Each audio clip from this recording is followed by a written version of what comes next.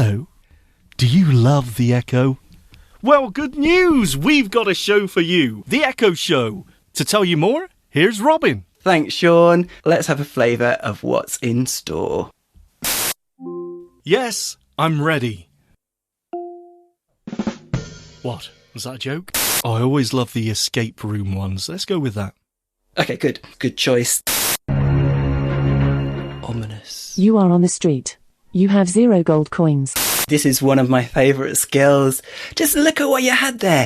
Hello, my name's Pete and this is my pub quiz. Next up, history. This is a royal question. Gotta love the royals in cha. Yeah. We're gonna demo them and we're gonna rate them with our thumbs, apparently. So that's good. I can't wait. And if you still want to listen after hearing that, then please stay tuned. The Echo Show. Welcome to the Living the Dream podcast with Curveball. If you believe, you can achieve.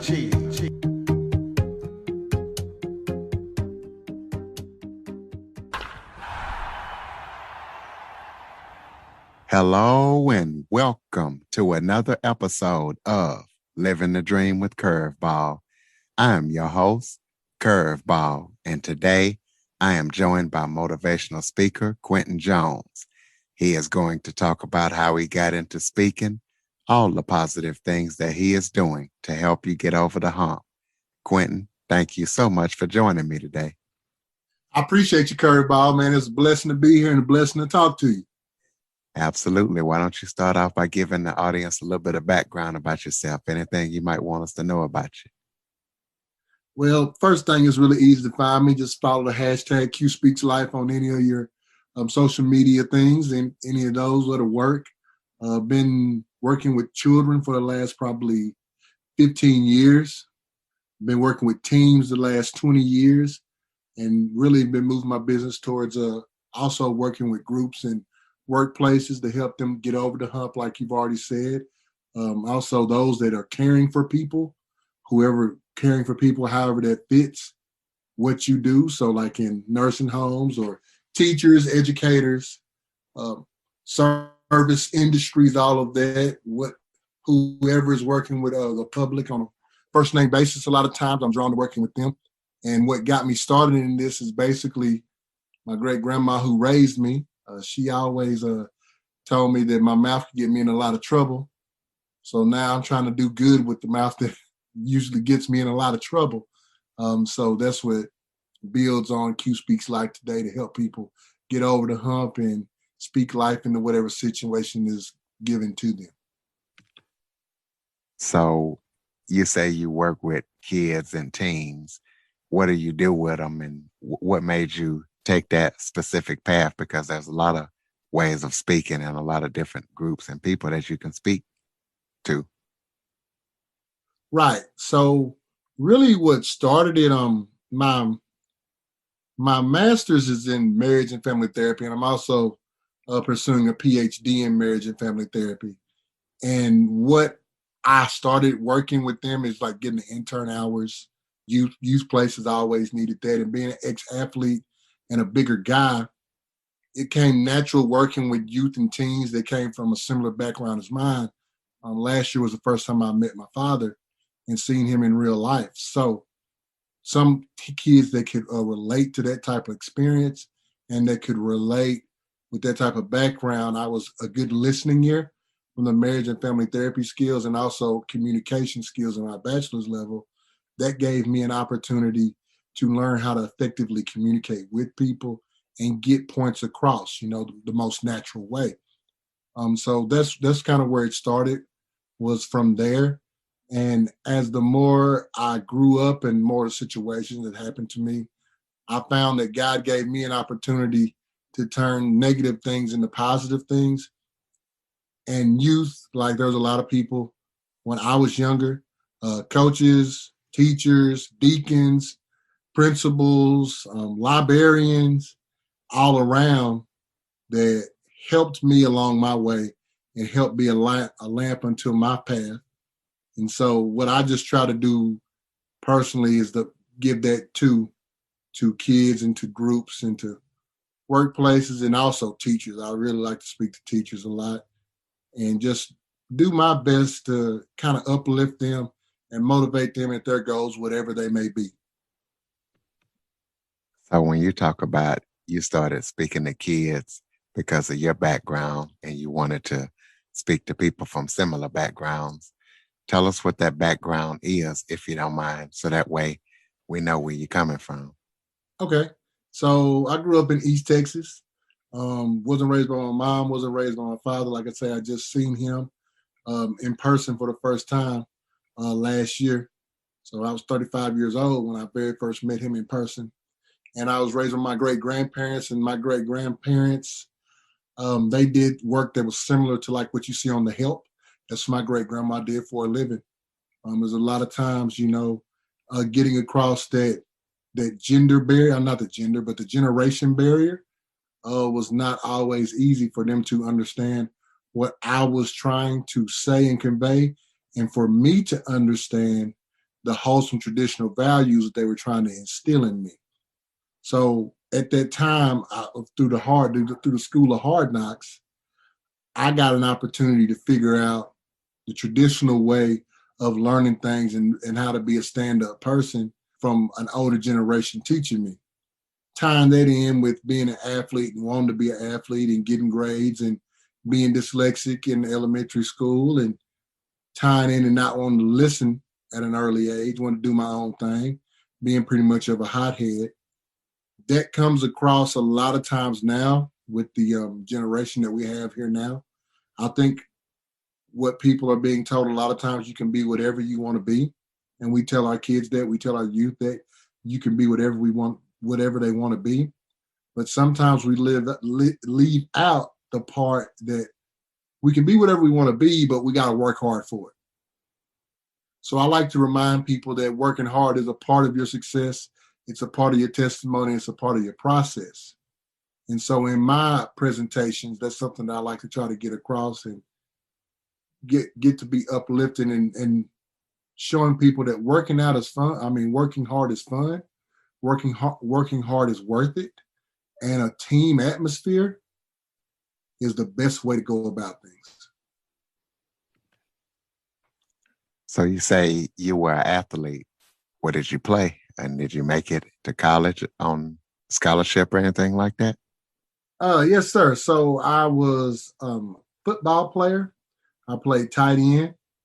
And I went to a Division II school in Arkansas named Henderson State. That's where my first stop was. Started as a true freshman then. My sophomore year, I ended up breaking my leg and needed to have surgery. After a coaching change came there, I transferred. I transferred to Arkansas Monticello, where I then again broke the other leg. I guess I didn't learn the first time. But although while I was doing all the transferring and stuff, whatnot, I was still getting my grades and still getting my credits. And so I ended up graduating on time, maybe even a little bit earlier, and got my bachelor's there. And that's when I pretty much hung the cleats up. Gotcha. Sweet. So let's talk about when you say you help people get over the hump. Go into detail and describe what that means to you, helping people get over the hump. So the hump is a lot of different things, right? The hump is the loss or the grief that you're suffering at a time that you didn't see it coming. The hump is finding a way to manage your time well enough to where you can be a successful father and a successful businessman and a successful coworker or a successful employee. The hump is when the people around you don't seem like we're all on the same page. We're not all working or rowing in the same direction on the boat. That's what the hump can be. And also for the youth, the hump can be is, I want to do well, but there are things that are holding me back. There are things I don't understand. I want to have fun.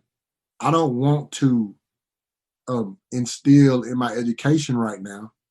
I want to just have fun. I don't have an understanding of why it's so important for me to study this stuff that may or may not be in my future.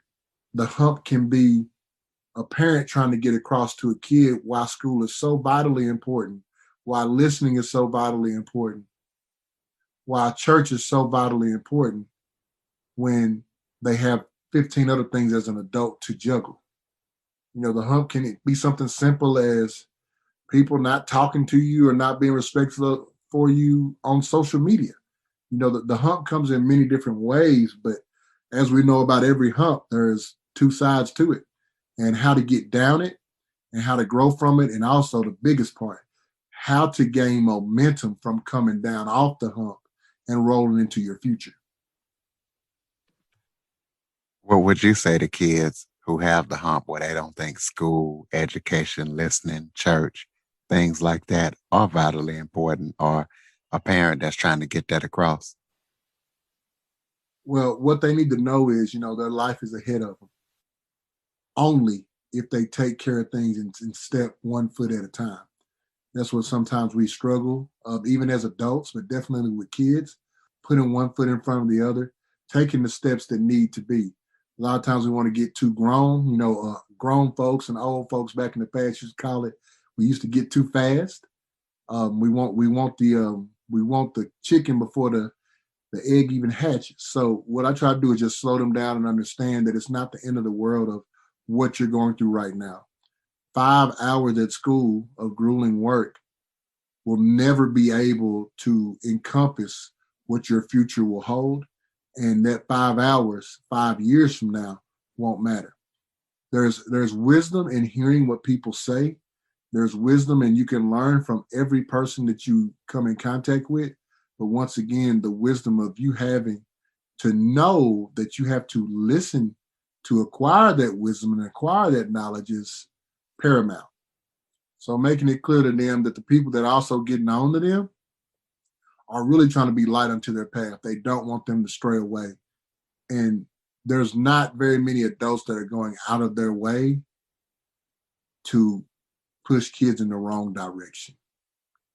Sometimes tough love happens and it's not necessarily comfortable, but that's where the growth is. So let's talk about your marriage and family degree and the stuff that you're working on with that. Are you doing any kind of marriage and family stuff, or are you just focused on kids and groups and stuff like that? So I get a chance to use those systemic skills at my day job, I like to call it. I'm a residential manager of a boarding school. So I deal with youth and those type of things that are currently kind of mixed in together because of the setup that we have. So since we're a boarding school and we have like a residential setting, we have house parents. And so with the house parents, they mimic an actual family setting for the kids that we provide education to. 9 months out the year, 24/7. So those skills, the marriage and family skills or principles that I get to use are daily used at my job, probably every 20 minutes. So far as me getting in the therapy room and working with couples, I do that very sparingly, not official at this time, because, we can't play around with licenses and that type of stuff. But those type of skills, once you have them, they don't leave you. You can't even watch a movie the same after being taught marriage and family therapy. So what's the kind of stuff they teach you in marriage and family therapy, and what kind of stuff would you be speaking to couples on if you were working with them? So systemic training is the basis and the key of the training that I got. And that's really old school, Carl Minuchin, Virginia Satir, those type of people. And so what that does is it looks at the family as a whole unit and looks at it trying to stay afloat in whatever situation it has. The whole unit is looking to be balanced wherever that may be. And so for the change to come into the system, so let's just say one spouse is dealing with substance abuse issues, and that is bleeding onto the other spouse's lifestyle, is bleeding onto their time, and is bleeding onto their success in their future. Since the system had already sustained that situation and moved around in such a way, maybe a person losing their job because of it, maybe a person not willing to go out on weekends and leave them at home by themselves, maybe a person allowing their own self to go have a drink or go out to the club or something like that, because it's so vital to the other person to stay away from those things. Or it may even cause somebody to, let's just say, have some inappropriate relationships to enablers that will allow them to participate in activities that the other spouse doesn't or is not comfortable with. That system is going to do its best to maintain that level. Although it's very discomforting for the people that's inside it, although it is not functionable for the way we see life, as a system, that couple can function like that. And the system has gained a level of what we call homeostasis with that. Now, for that change to happen, something definitely abrupt and consistent is going to have to change the system, and not just like a Band-Aid change. It has to be a full system change. So the enabling has to stop. The person is going to have to want to stop drinking or whatever substance it may be. The person that has been helping them staying away from things may have to take a different route, may have to be more supportive in such a way, and may even have to be more harder on them. So finding out those things that work for a couple and finding out the way that they can both accept the system and figure out a way to fix the things within it, because the system is going to function one way or the other. It may be dysfunction from the outsider's eyes, but in a way it's still functioning.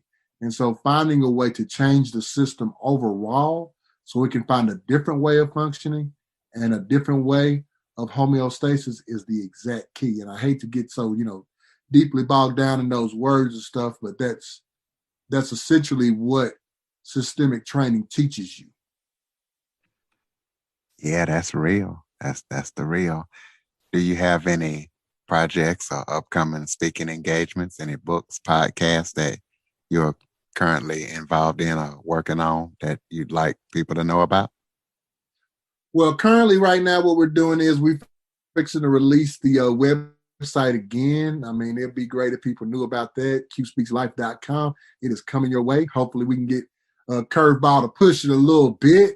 That's what we're coming. But like I'm open to doing a lot of Zooms right now with COVID. And, that's something serious that we got to see. We definitely have to take that into consideration. So that's kind of limited me some on some of the speaking engagements that I've been doing.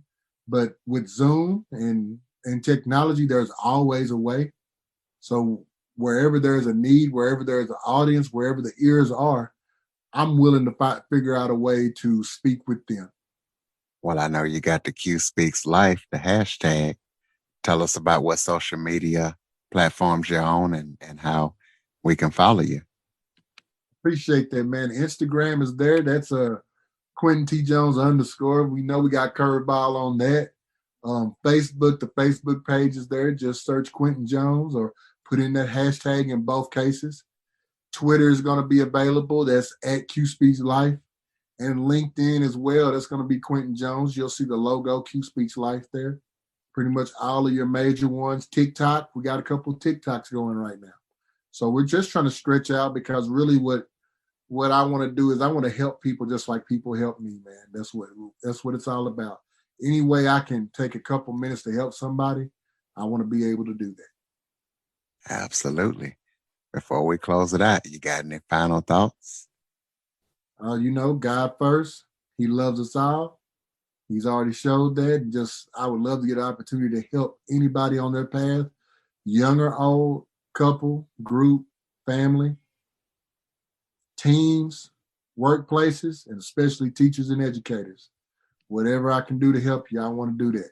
And I appreciate you, Curveball, for getting me on here and giving me a chance to step out to your crew. Absolutely.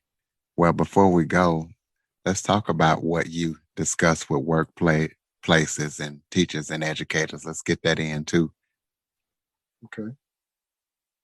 So when I go to a school, especially now with teachers, they need all the uplifting they can get. They have our kids, and I say it all the time, they're the most important pillars in communities. The future is where the importance should be, and they're day in, day out working with the most important things in all of our lives. I know your children are the most important thing to you. My children are the most important thing to me. And so within that, there are the caregivers to them. So keeping them uplifted, keeping them focused, and keeping them their cup at least half full is a definite priority to me, and I think it should be a priority in America. With workplaces, it's pretty common that people go into places that they don't feel the team atmosphere. It's pretty common that there is sometimes a mishap or there's a broken bridge amongst workplaces with teams that needs to be mended. So my workshops that I do with them to bring people together, and also my speakings to remind them of that we're all looking at the same goal, seem to be very helpful from the feedback that I get after them. The managers that hire me to come in and work with their teams, they seem to find help in what I tell them and what we get to share with each other.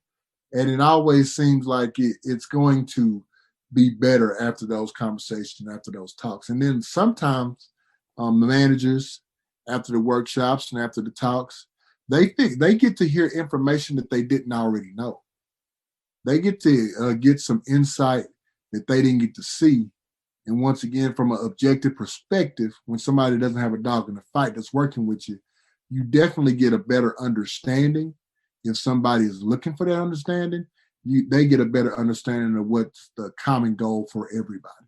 So there's some very enriching things for me. It's every time I leave them, I'm a little tired, but at the same time, I feel accomplished. And then when we go back and we wait 2 weeks or we wait 2 months, we do a study after that. We send out the questionnaire afterwards. We find out that it's been helpful and positive to every program. So, ladies and gentlemen, if you have any kids, any teens, any couples, any groups, any workplaces, schools that need Q to come speak some life, get with him, qspeakslife.com. Quinton, thank you so much for joining me today. Thank you, Curveball, man. I appreciate you. And listeners, please be sure to follow, rate, review, and share after listening. For more information on the Living the Dream podcast, visit www.djcurveball.com. Until next time, stay focused on living the dream.